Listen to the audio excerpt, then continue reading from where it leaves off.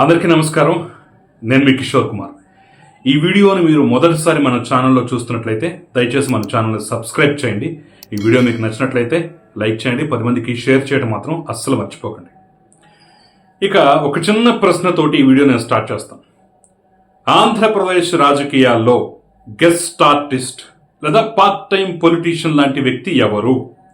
Option A Jaganmohan Reddy, option B Jaganmohan Reddy, option C Jaganmohan Reddy, DEFGHIJKL ఎన్ని ఆప్షన్లు ఉన్నా సరే జగన్మోహన్ రెడ్డి మాత్రమే పేరు వస్తుంది. అదేంటి ఒక పేరు చెప్పి ఆప్షన్లు అంటారేంటంటే, మరి ఈ ప్రశ్నకు అంతకు మించినటువంటి ఆప్షన్స్ మరొకటి దొరకట్లేదు, మరో వ్యక్తి కూడా కనపట్లేదు. కాబట్టి అలా ఆ ప్రశ్నకి ఒకే వ్యక్తి పేరుని ఇన్ని ఆప్షన్లుగా ఇవ్వటం జరిగింది. ఇది సెటైర్ అనుకుంటారో విమర్శ అనుకుంటారో ఏమైనా అనుకోండి, ఎందుకంటే వాస్తవంగా కనిపిస్తున్నటువంటి చిత్రం అయితే ఇదే. ఎందుకు ఈ మాట అంటున్నానంటే, ఆఫ్టర్ లాంగ్ టైం ఈ నెలలో మొదటిసారిగా జగన్మోహన్ రెడ్డి ఆంధ్రప్రదేశ్లో అడుగుపెట్టారు.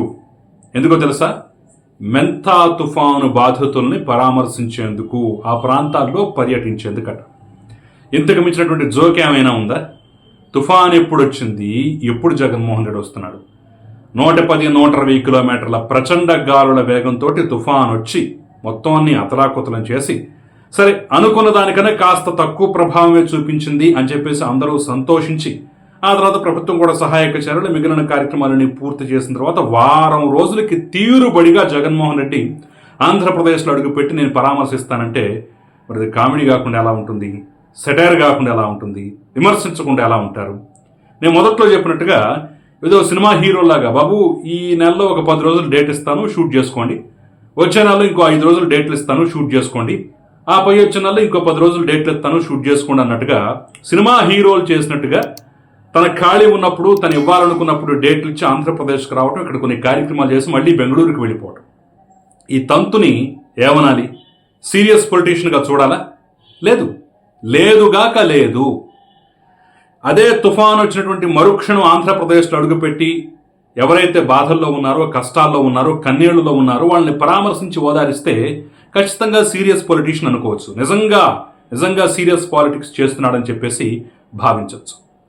ఈ రకంగా తీరిగ్గా తీర్చుకుని పాచుకుని నాకు కుదిరినప్పుడు వస్తాను అంటే సీరియస్ పొలిటీషియన్ అననుగా కానరు. ఇక ఇదో అంశం అయితే, ఈరోజు జగన్మోహన్ రెడ్డి వస్తున్నటువంటి క్రమంలో కృష్ణా జిల్లాలో అడుగుపెట్టిన తర్వాత కృష్ణా జిల్లా అధ్యక్షుడిగా ఉన్నటువంటి దేవినేని అవినాష్ ఆధ్వర్యంలో విజయవాడ పడమటలో పెద్ద ఎత్తున స్వాగత సత్కారాలట. నవిపోదురుగాక నాకేటి సిగ్గు అంటారు కదా, ఇది కూడా అలాగే ఉంది.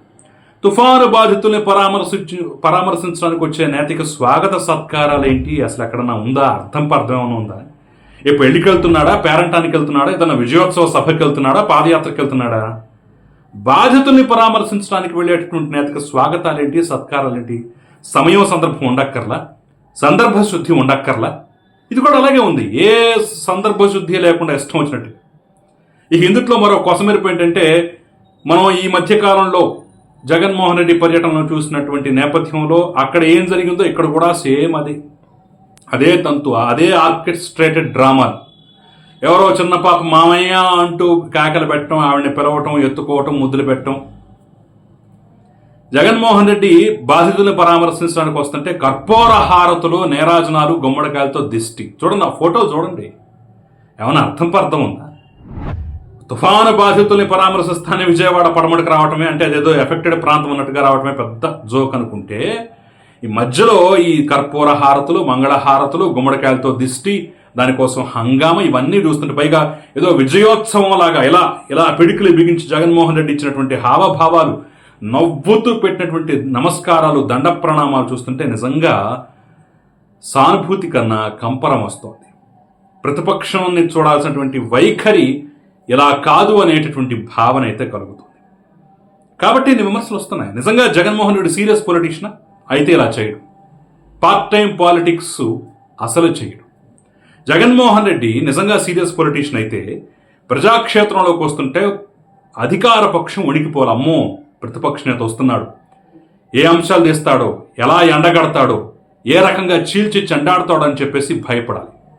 అలా కాకుండా వచ్చాడా బెంగళూరు నుంచి, ఏదో 4 రోజులు వస్తాడు, జనంలోకి వస్తాడు, 4 కామెడీ డైలాగులు కొడతాడు, కాస్త కామెడీ పండించి వెళ్ళిపోతాడు, పెద్దగా పట్టించుకోవాల్సిన అవసరం లేదులే అనేటటువంటి ఫీలింగు ఆయనలోనూ జనంలోనూ ముఖ్యంగా అధికార పక్షంలోనూ కనిపిస్తోందంటే అక్కడ జగన్మోహన్ రెడ్డి ఫెయిల్ అయిపోయినట్టు.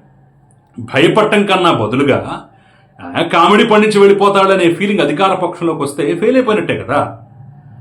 ప్రతిపక్ష బాధ్యత కూడా గురుతరమైనది, పవిత్రమైనది. దుడ్డు కర్ర పట్టుకుని అదిలించైనా సరే, బెదిరించైనా సరే అధికార పక్షం చేత పని చేయించాల్సిన బాధ్యత జగన్మోహన్ రెడ్డిది, ప్రతిపక్ష నేతది. దాన్ని వదిలేసి ఏదో పార్ట్ టైం పొలిటీషియన్ లాగా, గెస్ట్ ఆర్టిస్ట్ లాగా, పార్ట్ టైం జాబ్స్ బాగుంటాయేమో, పార్ట్ టైం రాజకీయాలు బాగోవు. అలా పార్ట్ టైం రాజకీయాలు చేస్తే నష్టపోయేది అంతిమంగా ప్రజలే. అధికార పక్షమే, ప్రతిపక్షం అన్నట్టుగా ఏదో పార్ట్ టైం పాలిటిక్స్ చేసుకుంటుంటే మధ్యలో ప్రజలు నష్టపోతారు. కాబట్టి గుర్తుపెట్టుకోవాలి, ఇప్పటికైనా జాగ్రత్త పడాలి. ఇంత ఉపోద్ఘాతం ఎందుకు చెబుతున్నావు, ఈ రకమైనటువంటి సలహాలు అవసరమా అంటే, నిన్నే కదా మేకపాటి రాజమోహన్ రెడ్డి చెప్పాడు, 2029కి మొత్తం జగన్మోహన్ రెడ్డి సెట్ చేసుకుంటాడు, అంతా బాగు చేస్తాడు, అందరి సలహాలు తీసుకుంటాడు, మేధావుల సలహాలు తీసుకుంటాడు, అందరూ చెప్పింది వింటాడు, తనను తాను కరెక్ట్ చేసుకుంటాడు, తప్పును సరి చేసుకుంటాడు అని చెప్పేసి నిన్నేగా స్టేట్మెంట్ ఇచ్చింది. కాబట్టి నేను మేధావిని కాకపోయినా సరే సామాన్య పౌరుడిగా, సగటు పౌరుడిగా, ఒక జర్నలిస్ట్గా సలహా ఇస్తున్నాను. ఇలా పార్ట్ టైం పొలిటీషియన్ లాగా కాకుండా సీరియస్ పొలిటీషియన్ లాగా పనిచేయండి. అప్పుడే రేపు 2029కి ఏమన్నా మీకు అవకాశం దొరికే పరిస్థితి ఉంటుంది. లేదా నేను మారను, ఇలాగే కొనసాగుతాను, ఇదే పంథాలు వెళ్ళిపోతానంటారా, 2029 కూడా మర్చిపోవడం. సో జగన్మోహన్ రెడ్డి మారతాడా లేదా అనేది ఆయన చేతుల్లోనే ఉంది. మరి ఈ అంశం పట్ల మీరేమనుకుంటున్నారు, మీ అభిప్రాయం ఏంటి? నేనేమన్నా తప్పు చెప్పానా, కరెక్ట్ చెప్పానా అనేది మీరు నాకు కమెంట్ రూపంలో తెలియజేసేటటువంటి ప్రయత్నం చేయండి. థ్యాంక్ యూ, నమస్తే. మన ఛానల్ సబ్స్క్రైబ్ చేయడం మాత్రం మర్చిపోకండి.